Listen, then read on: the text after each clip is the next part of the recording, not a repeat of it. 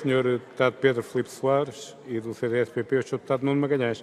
Tem a palavra o Sr. Deputado Pedro Filipe Soares, faz favor. Muito obrigado, Sr. Presidente. Senhoras e Srs. Deputados, Sr. Deputado António Filipe, registro a declaração política que aqui fez e deixe-me pegar em alguns acontecimentos destes últimos dias para analisar também um pouco esta situação política em que estamos inseridos. É que foi estranho ver esta tentativa do PSD e CDS de quais emplastros se colocarem numa fotografia onde claramente não foram nem chamados e, pelo contrário, onde claramente nunca poderiam sequer estar. É que quando nós falamos de bons resultados da economia, parece que PSD e CDS esqueceram quando anunciaram ao país que o diabo estava já aí a seguir.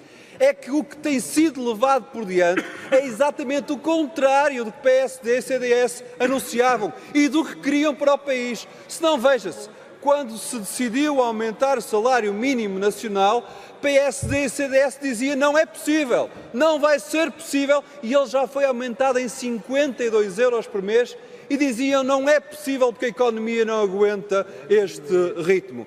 E nós já ouvimos tantas vezes esta ladainha que mais direitos aos trabalhadores, mais salário no bolso ao final do mês, era um ataque à economia. Quando nós olhamos para a economia a crescer, quando olhamos para o desemprego a descer, nós percebemos como muito do medo que tinham transposto para a nossa realidade, na prática, era a sua ideologia contra as pessoas e contra os trabalhadores, contra quem vive do seu trabalho, que tentavam impor ao país e não aquilo que era justo, que era a valorização dos salários.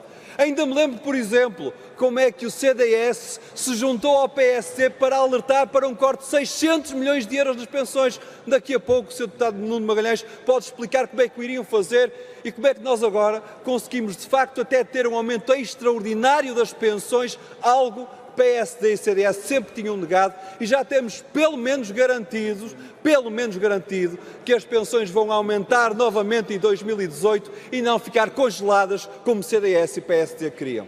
Mas eu pergunto, Sr. Deputado, para concluir, Sr. Presidente, se esta ladainha que os direitos estão sempre contra a economia e que as pessoas devem ser sacrificadas à economia, de facto não tem sido desmontada com a realidade, e o que nós temos provado ao longo destes 2 anos é que quanto mais direitos as pessoas têm, quanto mais rendimento as pessoas têm, melhor está a economia, e por isso, se a conclusão é essa, se a resposta não deve ser continuar e aprofundar este caminho disso. Muito obrigado. Para um último pedido de esclarecimento, tem a palavra o Sr. Deputado